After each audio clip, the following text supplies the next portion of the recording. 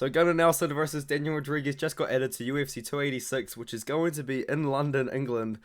And one thing I realized when this fight was announced, I was like, man, like, this card doesn't have a main event. This card doesn't even have a co-main event.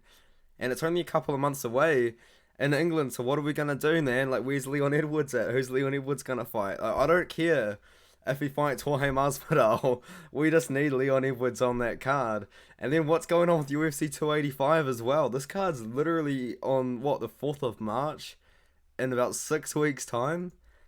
We don't have a main event for that pay-per-view either. I'm getting a little bit nervous, guys. But Gunnar Nelson versus Daniel Rodriguez has been added to the card. To be fair, with the state of the card right now, it probably is going to end up being on the main card. I don't know what else they're going to have to add to this card.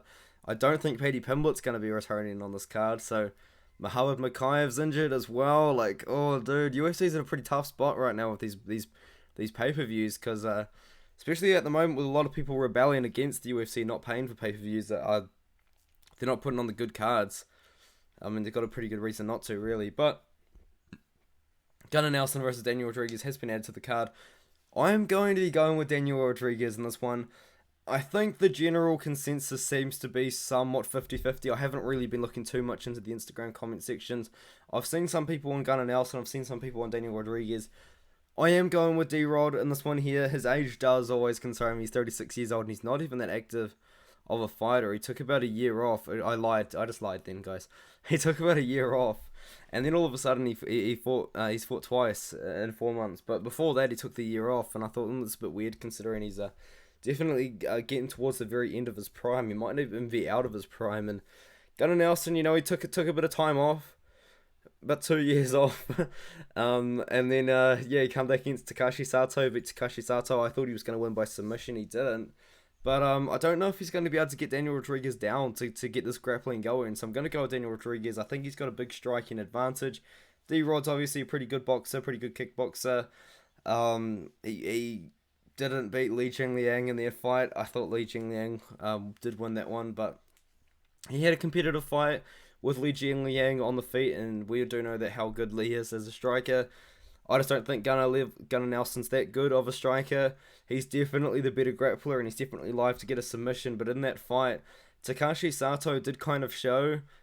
I mean, all Takashi Sato tried to do was not get submitted. That's all he did for the whole fight, to be fair. But Takashi Sato did kind of show that maybe someone like Daniel Rodriguez could defend a lot of submission attempts from Gunnar Nelson if he does watch that fight, saw what Takashi Sato was doing, and then maybe adapt that to be a little bit more offensive, get out of the positions that Takashi Sato was being put in by Gunnar Nelson and this and that. But I think the fight's going to stay on the feet. I know Gunnar Nelson does have good takedowns and good ways to get the fight to the ground, but I do think Daniel Rodriguez is going to be smart enough to keep it on the feet, and I think on the feet he will be able to beat up Gunnar Nelson. So I do think Daniel Rodriguez wins a decision by keeping the fight on the feet and beating Gunnar Nelson. I know he had a pretty good fight recently against Neil Magny, and it was quite competitive going into that submission, which Neil Magny ended up getting. So I like this fight for D-Rod, man. I like it for Gunnar as well, though. Very winnable fight for Gunnar Nelson, but I'm looking at UFC 285, and I'm looking at UFC 286, and I'm like, man, like,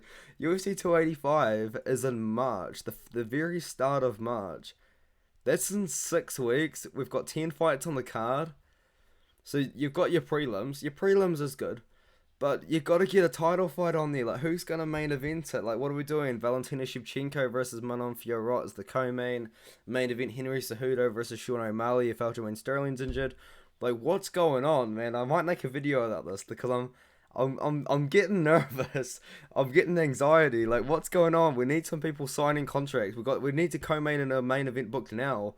We're talking 6 weeks away. 6 weeks away. That's a pretty short training camp for main event fighters and just championship fighters in general.